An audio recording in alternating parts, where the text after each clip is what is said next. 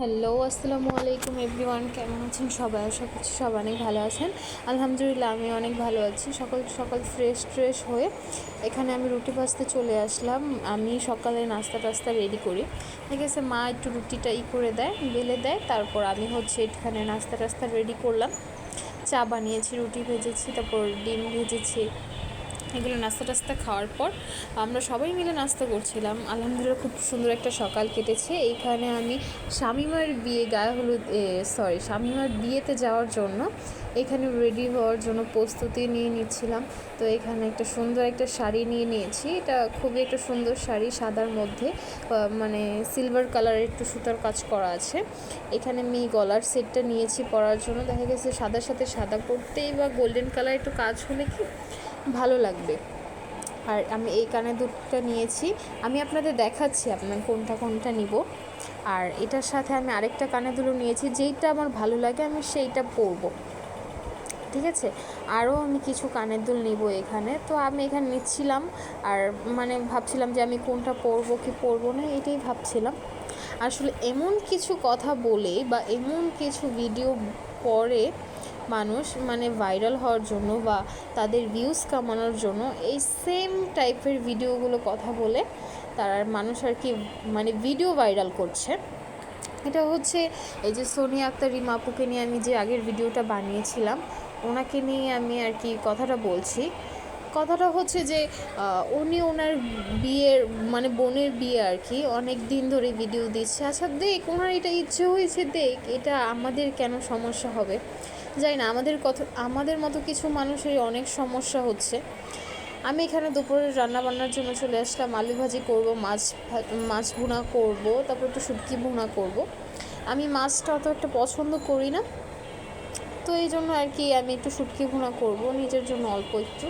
আর শুটকিটা আমাদের ঘরে কেউই খেতে চায় না, এই জন্য আমি আমার জন্য অল্প একটু রান্না করব। এখানে আমি মাছ ভাজাও দিয়ে দিলাম, আলু ভাজিও অন্য চুলায় বসিয়ে দিয়েছি। তো আমরা যেই কথা বলছিলাম যে ওনার ভালো বা ওনার ভিউজ কামানো, এটা অনেকের সহ্য হচ্ছে না। আসলে ভাই কেন এটা এমন করছেন আমি জানি না। কি দরকার আপনাদের? উনি ওনার মতো থাক, উনি ওনার মতো ভিডিও বানাক। যদি আপনার দেখতে ইচ্ছে না হয় দেখবেন না। উনি তো বলে নাই যে আপনি আমার ভিডিওটা দেখেন। উনি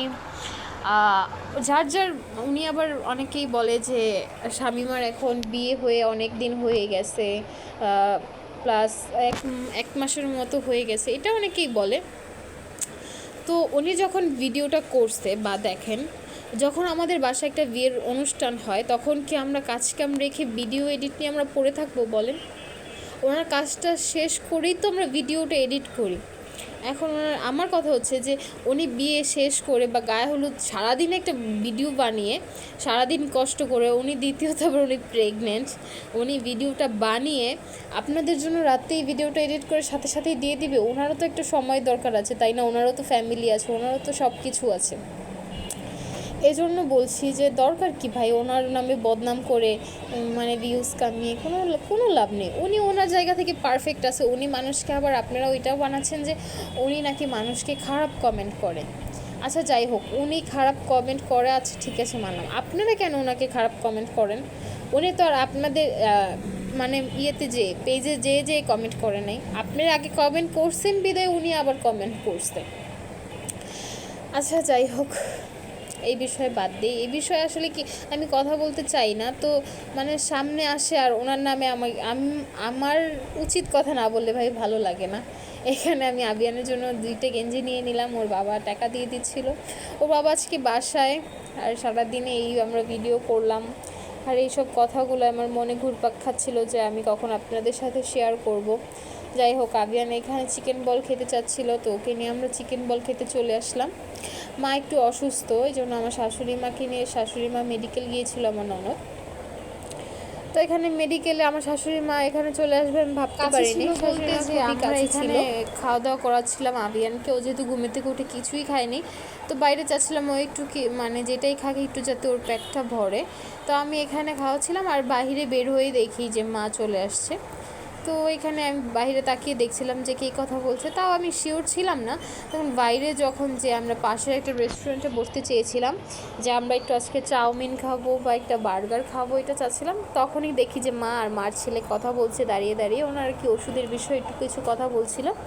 যাই হোক, আজকের ভিডিও থাকছে এ পর্যন্তই। আল্লাহ হাফেজ।